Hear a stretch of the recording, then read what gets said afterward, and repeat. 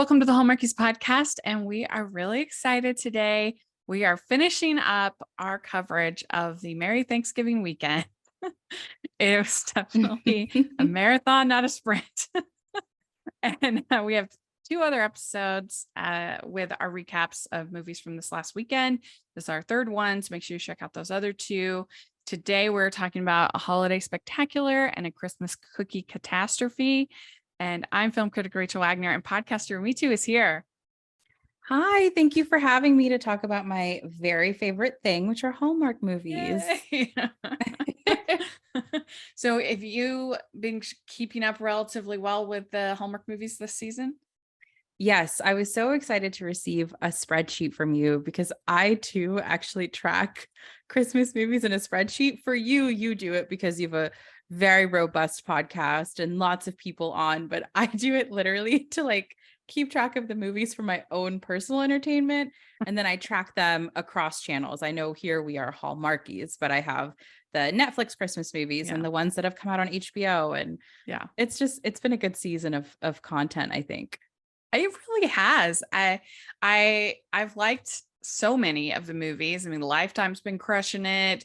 I watched both of the HBO Max movies that have aired so far. Well, three actually, technically, because of the Christmas Story Christmas. But they were all three great. We're going to be recapping the other two with Natasha Alvar later on this week. But I like both of those. I mean, it's just been a pretty good season as far as the main networks. Agreed. The mystery one on HBO Max, anyone so good, listening right now, run, don't walk. ASAP. I thought it was for children and I was like, this is so weird, but I'll watch it anyway. 10 out of 10. Absolutely recommend, not to mess up or spoil the incoming review. It kind of reminded me of like Harriet the Spy.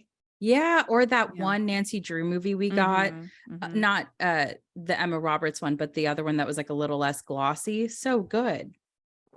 Yeah, I agree. It was very surprising. And that's another thing that's been fun about this season. As a whole, we've gotten a little bit of everything. I think people would be surprised because they sometimes think, oh, all those Christmas movies are all just the girl from the city going back to the country. And we've gotten that. But we've also gotten quite a bit of variety as far as the like something like the Royal Nanny versus like actual absolute farce like the Holly or and there's been quite a bit of variety, some mysteries.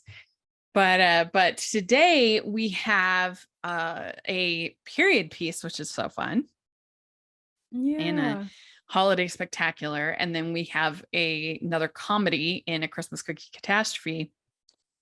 And overall, I enjoyed both of these movies. The holiday spectacular definitely had more emotional connection for me, and I have a lot of nostalgia about the Rockettes.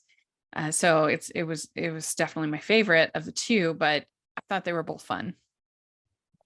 I agree, though I would switch on favorites. My favorite was A Christmas Cookie Catastrophe because I love that we still have Victor Webster in a mystery. Yeah. I thought that was so cute. Because he was in the Matchmaker mysteries. And we only got, I think, 3 of those. Yeah, and he's one of my favorite leading men. Yeah. So, well, before we get started, our recap, just for people that haven't been on one of your recaps on the podcast before, why don't you tell everybody about the Pilot Podcast and what you guys do? For sure. I co-host the Pilot Podcast with my very close dear friend, BJ, and we review the pilot episodes of TV shows to answer listeners' question, should I watch this?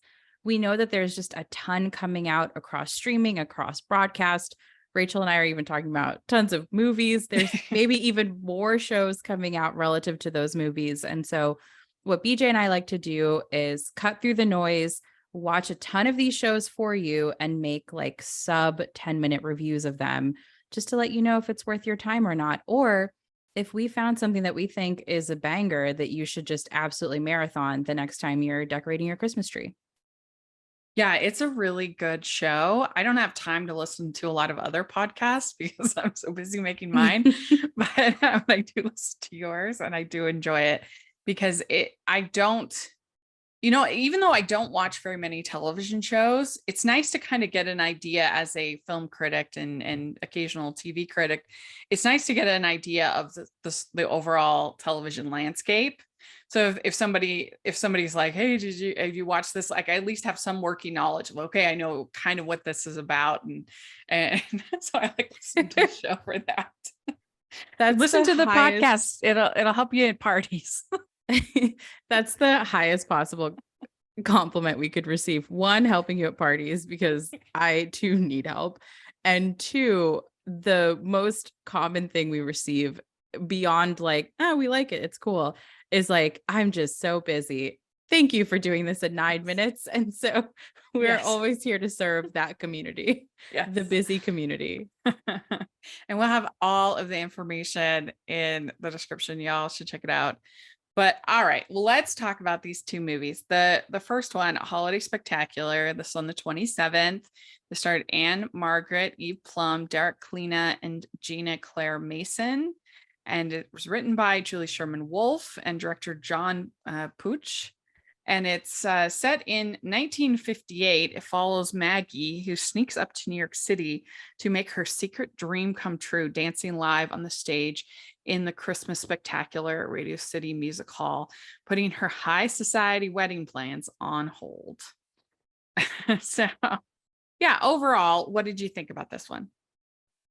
I really liked it specifically because, and I say this genuinely as a compliment, Maggie's really selfish. And I love seeing a movie, especially one of these, where we have a woman, in this case, in a period piece. So she's even more likely to acquiesce and do things because society tells her that she should do them a certain way. And instead, she's like, bump the wedding, bump my family needs. I'm actually going to go to New York. I'm going to use my friend Kitty to make sure that she has my cover.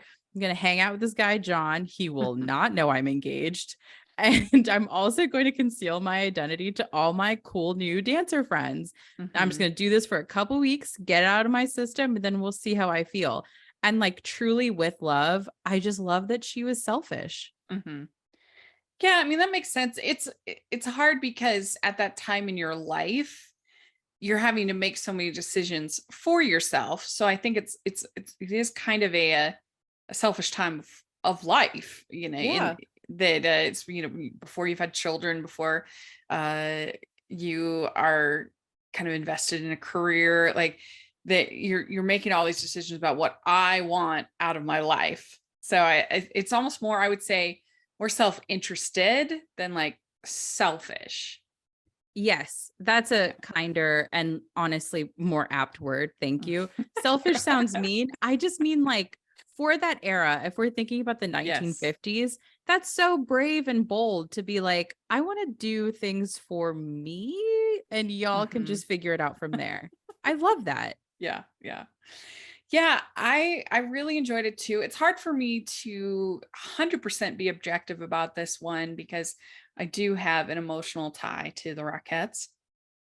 And people that have listened to this podcast have heard this a lot of times, so forgive me. But when I was 20, my cousin and I we were really good friends and close, and we decided we wanted to go on a trip, and we wanted to go to New York. And because I've always been a huge Broadway person, big show tunes fan, big Broadway fan, and we knew that my grandma, or our grandma, loved the Rockettes, and anything with like tap dancing or whatever, she just loved that kind of thing. Mm. And so we went and talked to her, and we're like, Grandma, like, we'll go see the Radio City Music Hall, the Rockettes, the Spectacular, and it'll be great. It'll be this amazing thing. And so that's it. She was like, okay, let's do it. Let's go. And so we went to New York in 2000, and we had just this amazing trip, and we saw the Music Man. which is really, really special to me. We saw Beauty and the Beast, which is really special to me. And we saw the Rockettes Christmas Spectacular. And I have so many great memories from that trip. And the spectacular is really unbelievable. I mean, it is everything Christmas that you could ever imagine. Of course, you got like the kick lines and the wooden soldiers and everything like that, but then it also has like a full nativity on stage. That's really, so it's like everything Christmas, from religious all the way to the secular and everything in between.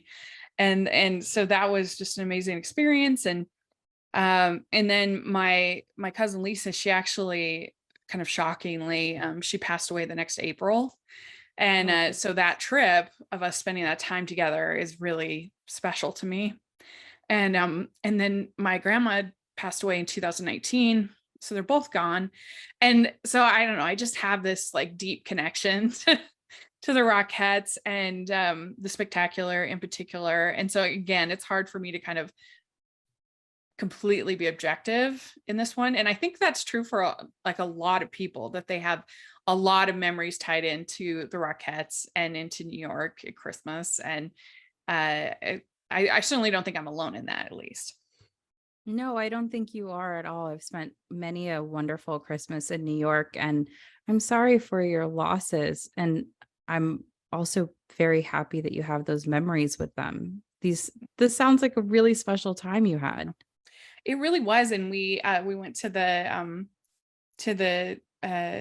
World Trade Center, so the top of the world at the time, and then everything that happened in 2001. It was just crazy. Like, and it just always has been a reminder to me to, if there's something that you want to do and you can do, of course, not everyone's in the situation to be able to go to New York at Christmas. I understand that. But if you can do it, don't wait. Do it. Go plan that trip, because you never know.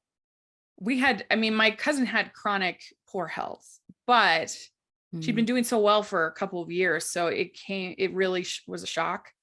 And I was just so glad that we did it. We didn't wait for maybe a more convenient time or anything. We did it. And so that's what I would say to anybody, is that if it's within your means, don't put it off. Go and do whatever it is that you're thinking of doing. And I think that COVID really kind of taught us that as well. The quarantine was like a lot of the things that I said that I'd been kind of like, oh, I'll do that later. That as soon as I was vaccinated and well, I was like, I'm doing it. I'm not waiting anymore after that. That is a really, really lovely lesson that is worth reinforcing any and all chances that we get. Yeah. So anyway, that is why it definitely had like a bigger kind of just meaning and nostalgia, I think, for me. And it was just so refreshing to have a movie like this on Hallmark Channel. Like, it felt like a Hallmark Hall of Fame movie to me more than a traditional Hallmark movie.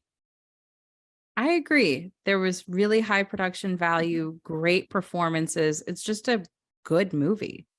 Yeah. So it starts out with some of the history of the Rockettes.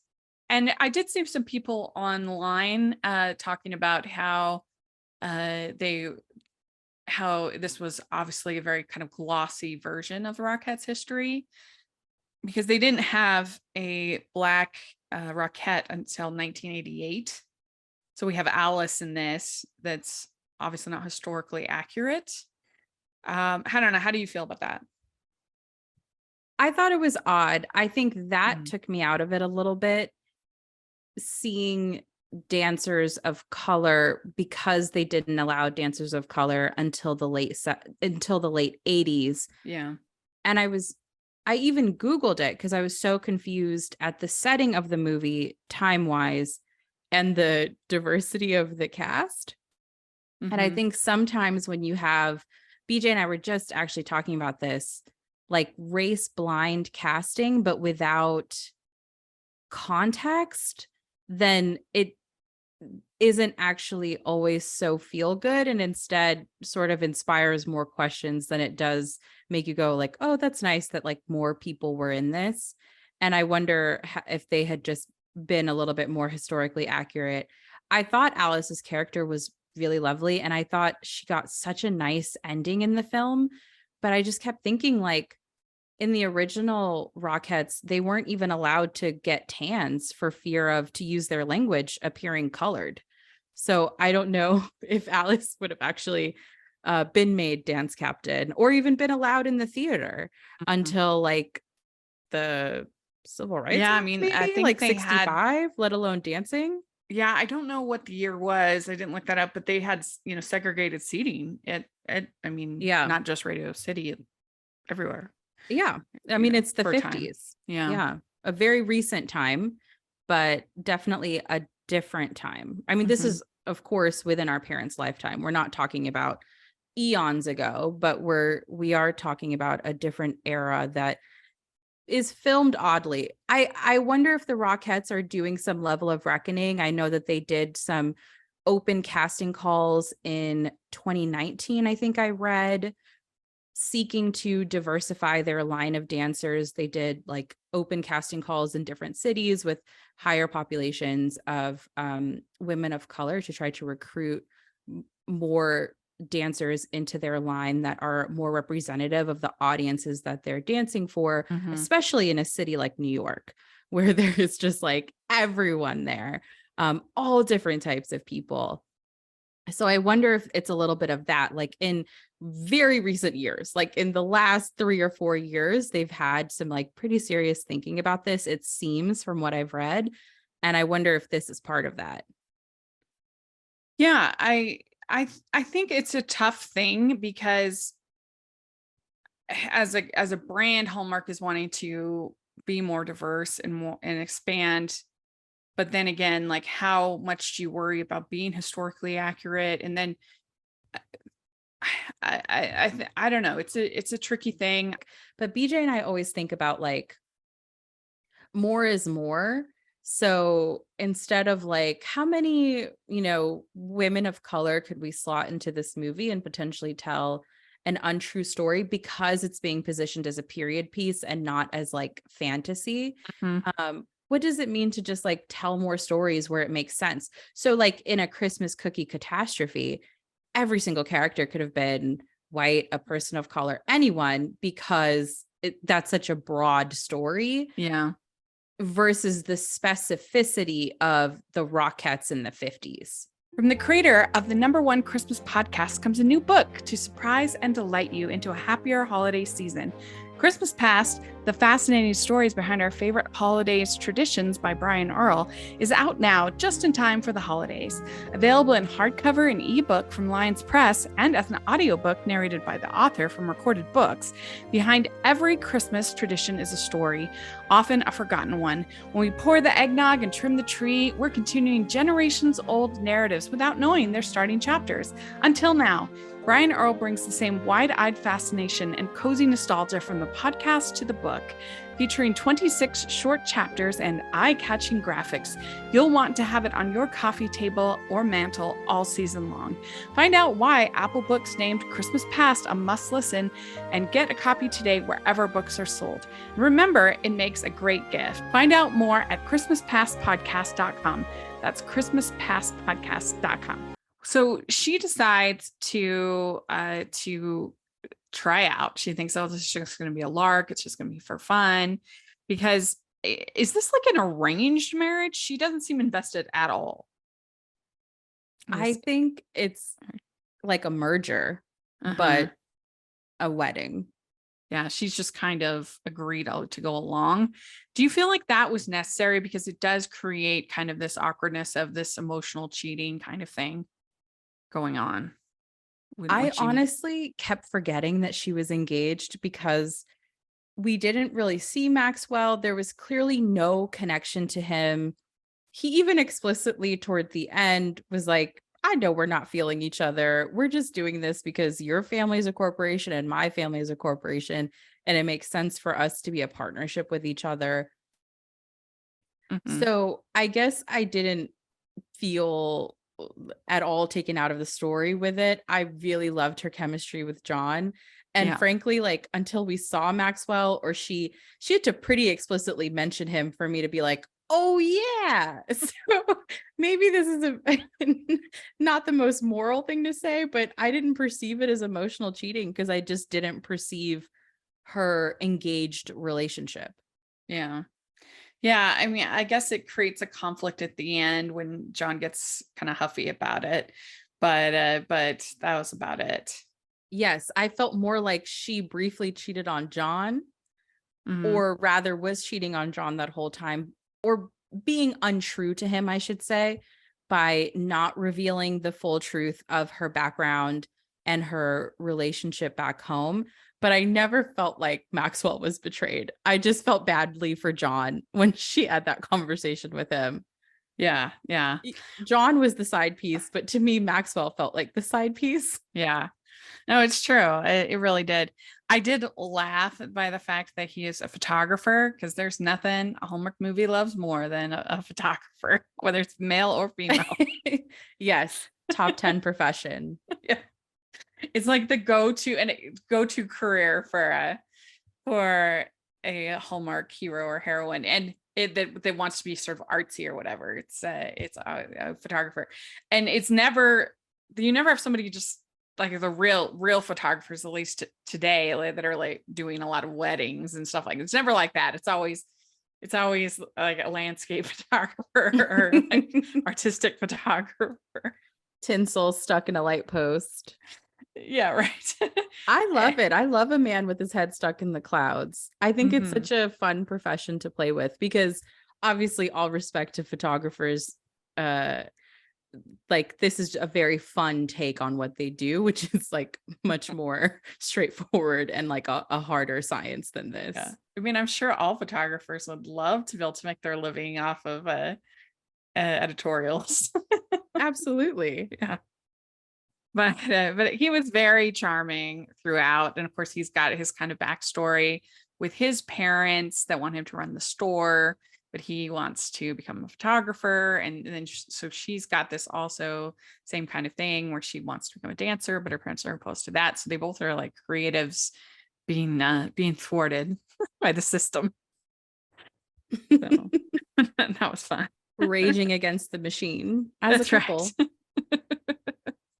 And yeah, then there's a lot of sort of montages of the dancing and the practicing, and it was fun to follow along with the Rockettes Twitter as the movie was going through, and they were commenting on different things, and they're saying that they do rehearse for 6 hours every single day for the to get ready for the spectacular. It's like, Which wow. is wild It is because much like many people watching this movie, I'm sure did, I Googled how much money they make, and it is like a fifth of what they should be earning. I can't imagine putting myself through that. I understand it's for the love of the art, but these people are training like athletes and should be compensated yeah, accordingly. it's true. It's true. But I really enjoyed all the dancing. I'm a sucker for dance like my grandma was. And uh, she goes to Tiffany's, and Maxwell tells her to pick out a present for herself from Tiffany's. And then she's there with John, and there's a $26 uh, Nutcracker pin that she really wants, but she can't afford it at first. I think somebody on Twitter looked it up, and that $26 was like $250 now. Oh, that's expensive. Yeah, very expensive.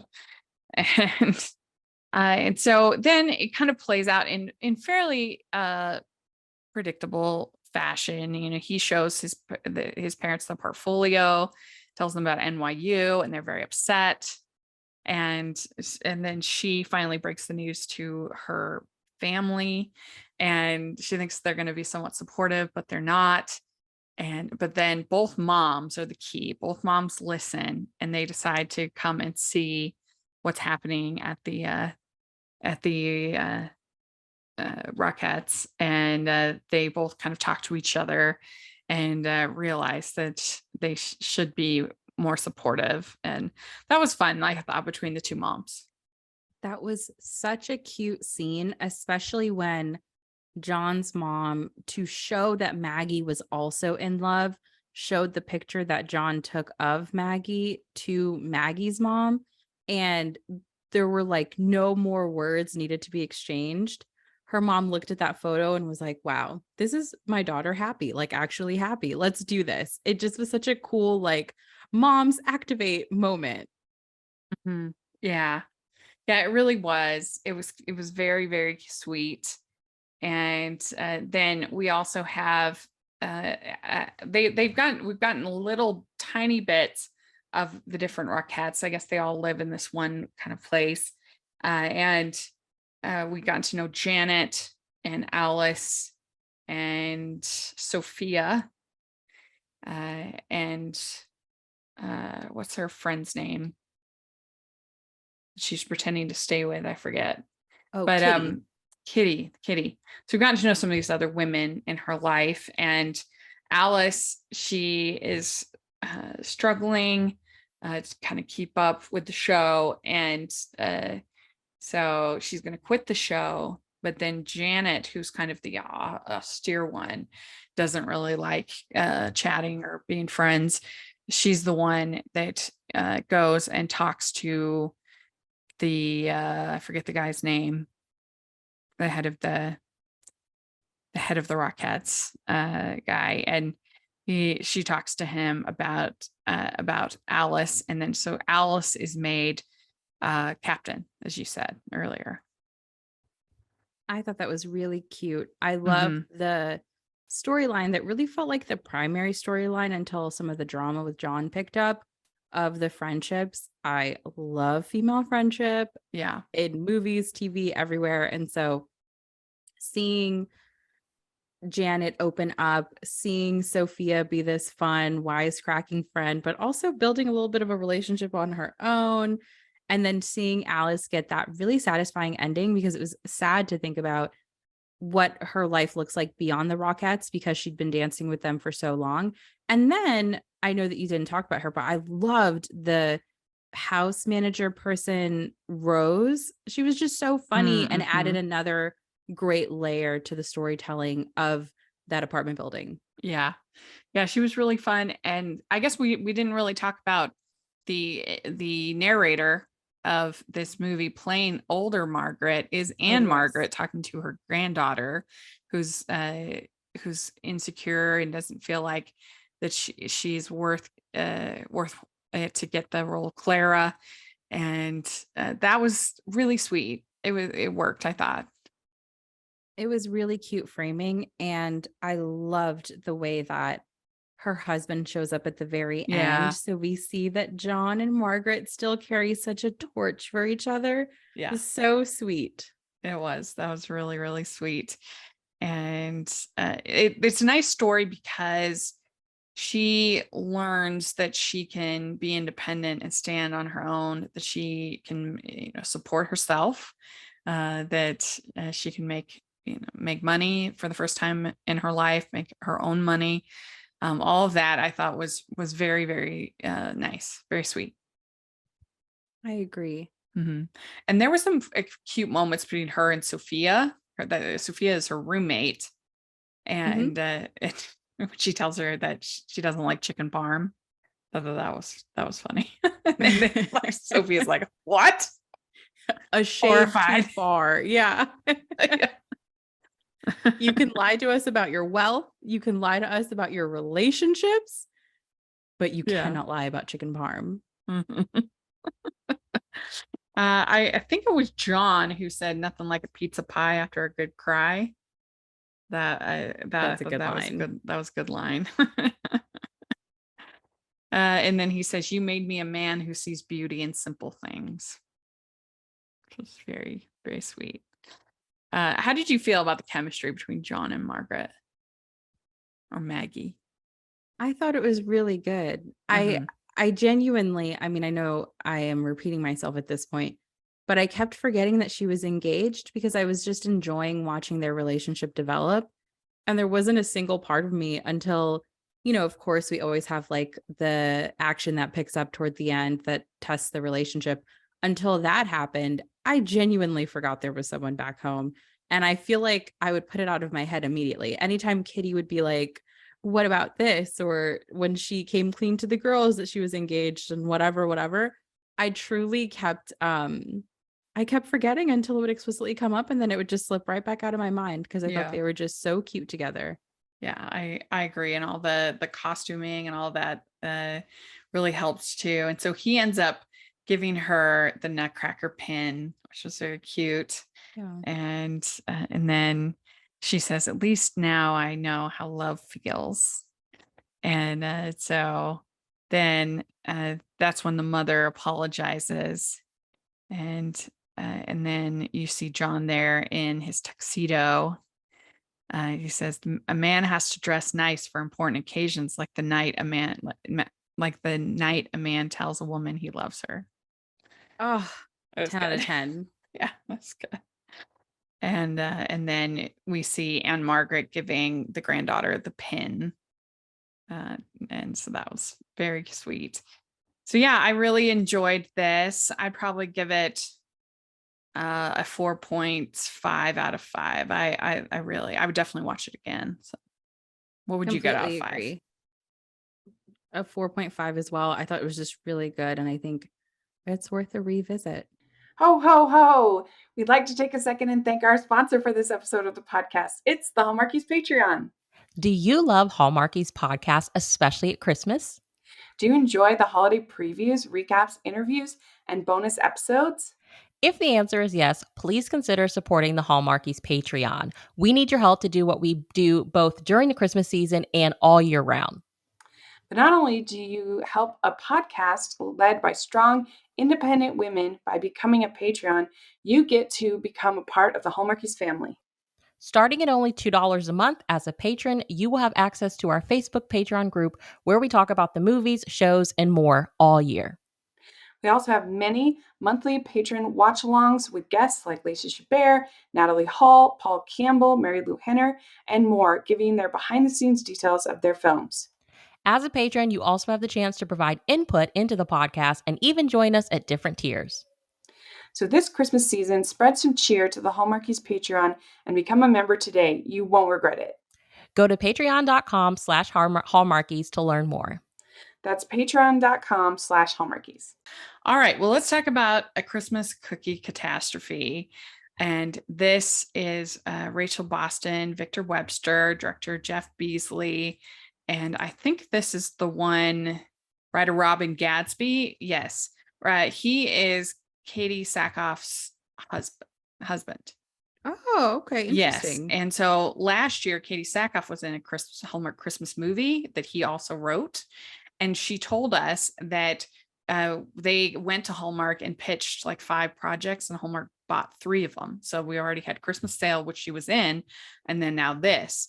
And I'm guessing that she wasn't in it because she's just too busy with The Mandalorian. Plus, she has like a pretty young like baby, so I'm sure that takes a lot of her time. But anyway, this now their second, and this is definitely very different, I think, than Christmas Sale. Christmas Sale was a lot more like serious about grief and topics. It was still, I thought, really good, but anyway, just different. So the guy has range, is what I'm saying. Yeah. And this is Annie Cooper has big shoes to fill when she takes over as CEO of her late grandmother's small town cookie company and is doing her best to help their struggling business get back on track. That task gets more daunting when her grandmother's secret recipe is stolen during the Christmas party. As Annie tries to crack the case and uncover the culprit, she works with Sam, the owner of a local bakery, to recreate the recipe in the hope of saving the company and her job. As Annie and Sam bake batch after batch in pursuit of the perfect one, they begin to learn all that the lives go together like milk and cookies. So overall, what did you think of this one? I thought it was very good. I loved the mystery. I was cracking up throughout. My only hang up was, did no one just sort of take a picture of the recipe? Right. We don't have cloud in this town. What's going on?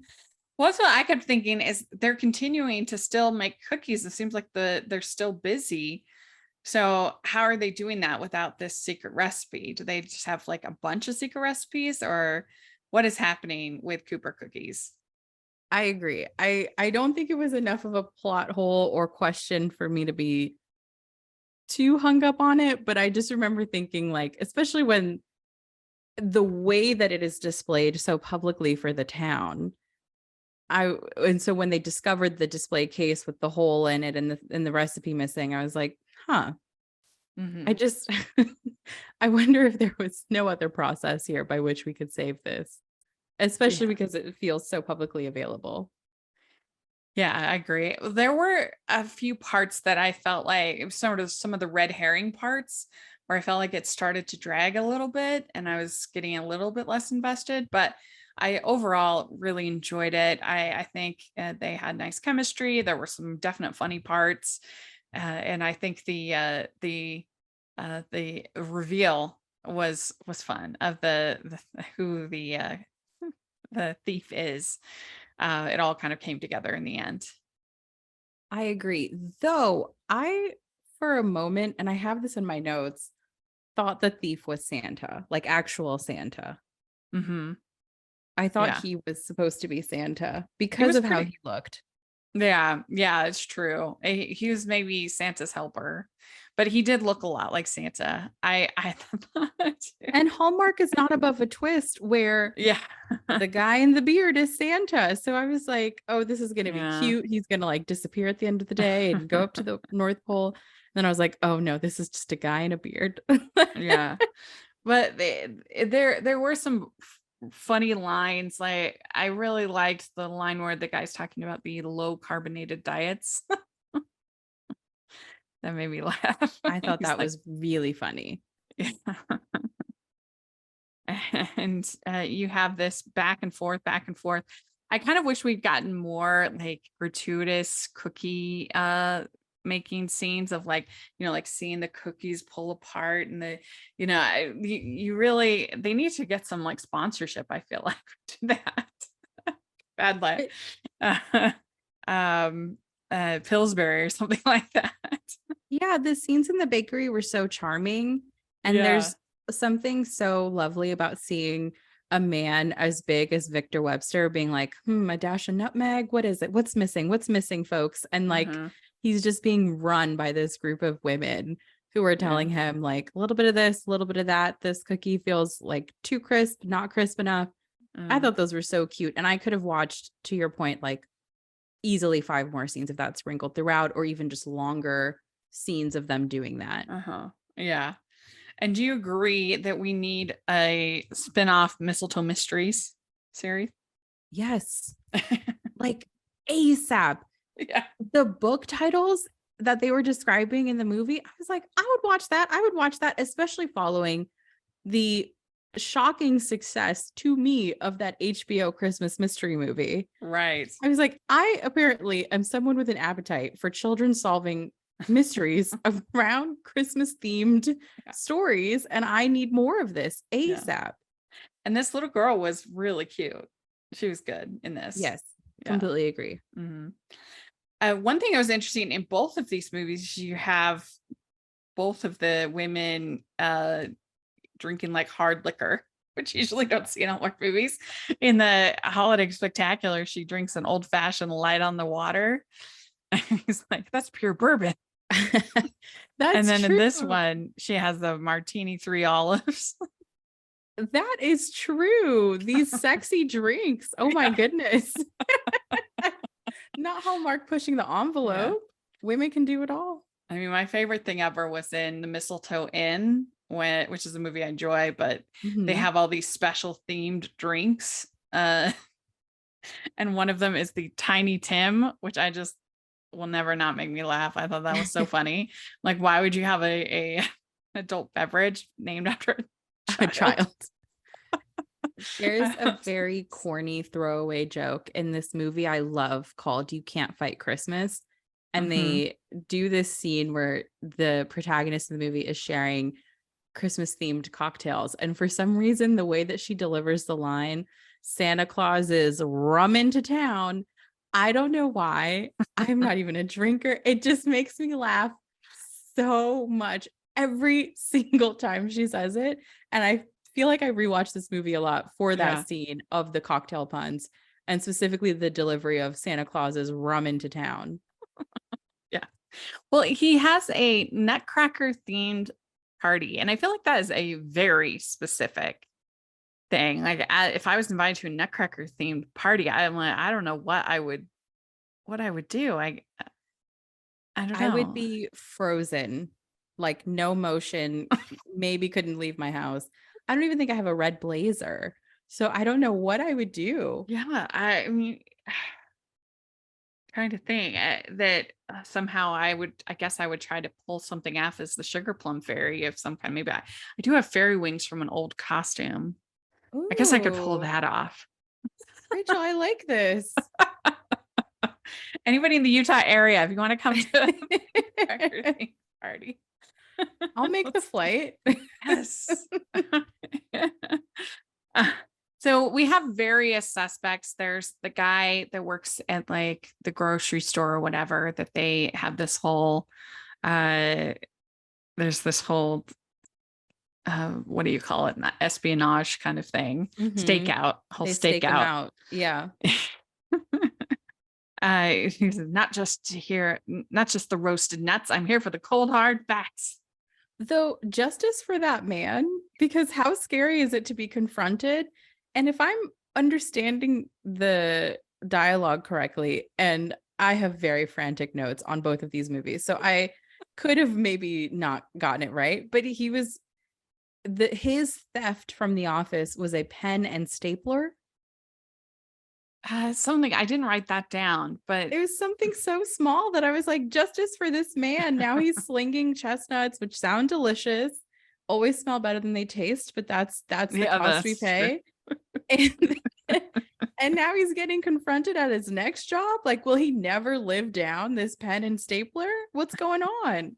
The thing about chestnuts is that I've only had them a couple times because I didn't really care for them that much.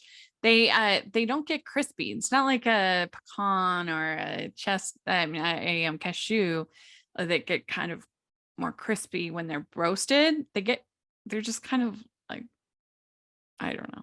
They just stay kind of soft. That's good. That's true. I'm not a big fan of nuts, period, like chestnuts, peanuts, pecans, anything. Oh, really? But chestnuts specifically, that texture, it's hard. Mhm. It is hard. You at least And- want a snap. Yeah. And this guy, he was talking about the fact that they did electrical work at the Coopers, his business. So I was like, I'm sorry. And that was good. Although the one guy got like hot nuts in his eye. Yes. Right Calvin. Yeah. And then they're testing out these cookie recipes, and Victor Roach says, "You can't go easy on myself. The longer this takes, the more innocent people you'll accuse." That Which was a very funny. funny and menacing line. Yeah. So they're spending all this time together, like cooking and everything. I wasn't a fan at the Nutcracker party. I didn't like her black flowered dress. I mean, I don't like when they wear black at Christmas in Christmas movies, but it didn't really matter too much because she had on the red jacket, his jacket. Yes, of the no night. matter what, she was going to be on that theme. Mm-hmm. Yeah. She could have worn anything underneath. It was all a vessel for that jacket, which pulled 100% of focus. Yeah, exactly. And so then we have she asks him to the tree light up, and he thinks it'd be confusing for his daughter, which like she seems completely like stable. So obviously this was just an excuse. Yes, 100% was an excuse. I was like, I think I wrote something in my notes along the lines of, look at this man being a man, using his daughter to get out of this state, running away from that commitment and hiding behind Bella to do it. Right. And then he comes over the next day to her bakery and he gives this whole speech, and it ends up being to Frank, the repairman. I also thought Frank was so funny, and he was a good red herring. Yeah. Yeah.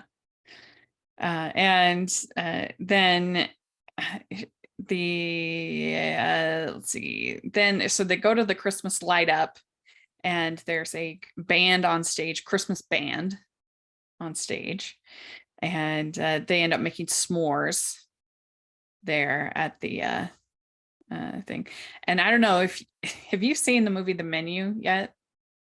Okay, I will confess something here on Hallmarkies.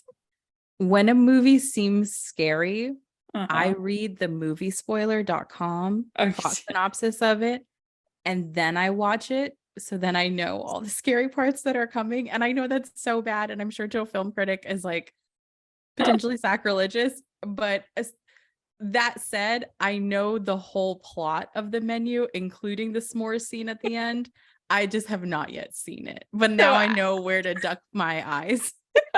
So I can't say that I would recommend it to most Hallmarkies, but it's one of those movies. When I first got out of it, I gave it a 7 out of 10. I was like, that was a pretty good movie, but it has stayed with me. I've thought about that movie a lot. And so I think I'm going to bump it up, the score I gave it. And yeah, I'll never think of s'mores the same. It might have ruined s'mores for me. I agree. Sometimes, I mean, this is going to sound truly like BJ and I always call it our fellow babies, like the baby community that listens to the Pilot podcast that can't handle scary things. I am part of the baby community. I was like scared after reading that synopsis. There are some movies that are so scary, even when I read them, that like I can't read them too late at night. I even reviewed something for Hallmarkies with y'all. Oh, it was the Aurora Tea Garden where they're in the haunted house. Oh, yeah. And I started to watch it at night, and I paused it and I was like, I'm going to watch this in the morning before we record. I'm not doing this in the dark. It's honestly not that, I wouldn't say it's that like scary, but it's very like makes you squirm, uncomfortable, scary. Yes. Kind of a thing. It was just, oh my gosh. What's your s'more strategy? Do you burn the marshmallow? Do you do a golden brown? Well, anybody who knows me, patience is not my greatest strength. So usually there's some burning that ends up happening. Like, let's do this. But if you have the patience to get it all like perfectly golden, then that is tasty. That is my approach. I will sit there all day to get a golden brown because I hate the taste of the burnt marshmallow, but I know people love it. Yeah. Yeah. I mean, it can be kind of good because like the marshmallow is so sweet. And so you have like the little bitterness from it being burnt with the sweetness of the marshmallow. Rachel, it sounds like you could build your own The Menu, maybe with fewer lives lost. We'd like to take a second and thank our sponsor for this episode of the podcast. It's the Hallmarkies merch store. Are you looking for that perfect gift for the postable, Hardy, or Hallmarky in your life? What about getting that t-shirt or hoodie that will help you stand out at your next holiday party? Now is the time to check out the Hallmarkies merch store. Full of festive designs by artists like Jessica Miller, Carrie from Hallmark Comics, and more. You can even have more than just shirts, but totes, cell phone cases, notebooks, mugs, and more. And it isn't just Hallmark. We have designs for Anna Green Gables, Man from Snowy River, The Nanny, and more. Every purchase at the merch store goes to help support the podcast and allows us to make the great content you know and love. There are frequent sales, so go to tpublic.com/stores/Hallmarkies or see the link in the description. That's tpublic.com/stores/Hallmarkies. We have Victor Webster saying, I wish I had spent more time with her when I had the chance. Talking about his wife. So that was very touching. And she talks about her parents who died in a car accident as well. So they have that kind of connection. Yeah, it felt very grown up, lessons learned. We are the sum of the experiences that we bring. And now we've come to this place where we can be together. Well, I mean, at the end, but it just felt like they were in the right place in their lives to even meet. Yeah. So they developed this idea that it's, I think, the chairman of the board or something like that. And Annie, she's some kind Miriam, of high position. for this company. And so they think it's her. So they go searching through her office to try to find the recipe. And then there was a pretty good, I thought, reveal when they're talking and she's like, "Is that so? You think she's the one?" That was good. I thought it was effective. I wrote down genuine jump scare. Yeah. Like I mean, I know this is an audio medium, but I like jumped a little bit in my seat. I was like, oh, there she is. She's right there. I felt like I wasn't being a good lookout. Like I didn't give a Miriam is coming signal. Like well, a she caw. is evidently really powerful because within minutes, she's put on administrative leave. She's basically fired from her own company. Annie has power. Okay. I'm confused by that because we find out later, and I know we're getting to it, that Arthur is the largest shareholder. One, how is our protagonist unaware of that? Right. And two, how are they able to do all this stuff to our protagonist with Arthur being the largest shareholder? And why isn't he at the meetings? Yeah, I think he's some kind of like silent partner. Yeah. Something Maybe like he that. emails in those votes. Yeah. And yeah, but Annie is evidently just, I mean, I could see why they suspected her because she's very powerful. Yeah, because we were closer to the end of the movie, I actually thought it was her. Yeah, I could see it. I could see it being her. And then we get more baking of cookies. He makes banana bread, Victor Webster, and he's like, "You're a lot of layers." And then we get this cute scene where the two of them hold hands. I thought that was really sweet. Yeah, and then he kind of pulls away. And she says, "I wanted to hold your hand more than anything I've wanted in a long time." Oh, that was adorable. Loved that. Truly. Yeah, it was so good. There's nothing I love more than like a subtle handhold in these movies. It's so good. And then she testifies before the board. And that's when Arthur finally reveals himself at the cemetery. And explains the whole situation, what he was trying to do. That evidently her grandma asked him to do this, in fact. Yes. She was like, Arthur, before I go, I will leave you with one task. Put Annie through hell. Yeah. And he's like, sorry, because he thought that they would spend all the time figuring out the recipe instead of figuring out who the thief was. Like they went on the thief path, not the recipe path. Yes, he saw her dressed in all black on those stakeouts and he was like, where is her apron? Where's the brown sugar? What's going on? It was a miscalculation. Yeah, grandma being the busybody matchmaker from beyond the grave, she failed. But then we have that Bella has a dance recital. She gets kind of nervous, and that's when Rachel Boston's character comes up on stage, who she has stage fright as well, but she'll help out Bella for the dance. It was cute. I thought it was very cute to see Anne prancing around on that stage. And then right when she gets the crowd warmed up, she knew to fall away and let Bella run the show. Yeah. And then Victor Webster, he says, "I've just been scared to let someone else in my life." And then Annie Cooper, "Can I please hold your hand?"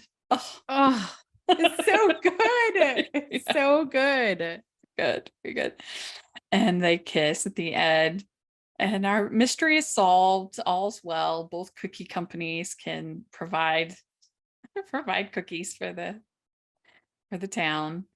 So no more theft. Probably they shouldn't have the recipe displayed like that anymore. No, they got to do it like KFC, where it's like in a vault, inside a vault, inside a vault, inside someone's pocket. That person's in a vault. Right. You have to do something like that. It doesn't work to have it on display anymore because we don't know if Arthur's little tricks are done. What if grandma does this again so they make a kid or something? Yeah. We don't know how far this goes. Yeah. So I think maybe this did like feel a little bit slower to me because I had watched so many kind of outright. I'd watched Haul Out the Holly and Three Wise Men, and so those are more like outright like farces and comedies, and then this one is more trying to be the mystery but with some comedy. But so I was watching, I was kind of like wanting it to move a little bit faster, but I still overall enjoyed it. And so I probably give this one a 3.5 out of 5. That's fair. I'm going much higher because I Okay. watched it by itself. I really enjoyed it. I don't live your world, but you very, very, very admirably challenge yourself to watch all these movies. I sat down yesterday, watched 2 movies, Yeah. these 2. And so with that, I would give this like a 4.5. I'm maybe on par with the other one. You've moved me more on Holiday Spectacular. I just think that this one They're was very just different. so cute. I Yeah. loved it. I also really liked, I mean, it sounds like you've reviewed it already. I need to catch up on all my podcasts, but Three Wise Men and a Baby. I think that is so fun and ridiculous that I agree that if I had watched that one maybe right before this one, it would change my rating. But because I got to do just these 2, I got to sort of enjoy them in a silo. Yeah. And then 3.5 is still a good score. Like I did For enjoy sure. it. I did enjoy it. So let us know what you think if you're listening, what you think of these 2 movies. Where did you land on them? We'd love to hear in the comment section or on Twitter. And our Facebook is still down. I don't know what's going to happen. I haven't been able to get through to anybody in Facebook. So sorry about that. But you can contact us in lots of other ways. So please do that. And what about you, Mitu? Where can people find your podcast and all the other stuff? You can find us at thepilotpodcast.com. We're on all podcasting platforms, and we're also on Instagram, TikTok, and Twitter at The Pilot Pod. Great. And you can find me at Rachel's Reviews, all of our social media, iTunes, YouTube, and on Rotten Tomatoes. Check that out. Also, you can follow the podcast on social media at Hallmark Pod and Hallmark Podcast. Like I said, don't follow us on Facebook right now, but everywhere else. And if you are listening on iTunes, please leave your ratings and reviews for both of our podcasts. It really helps a lot people to be able to find it. And if you are listening on YouTube, please give the video a thumbs up and subscribe to the channel. We appreciate that so much. We also have our patron group, which is a lot of fun, and our merch store. We can get tons of fun festive designs and great gifts for the hardy, postable Hallmark fan in your life. Lots of fun festive designs. And thanks so much, Michi. This was really fun, and wish you all a very Merry Christmas. Thank you. This was a great time.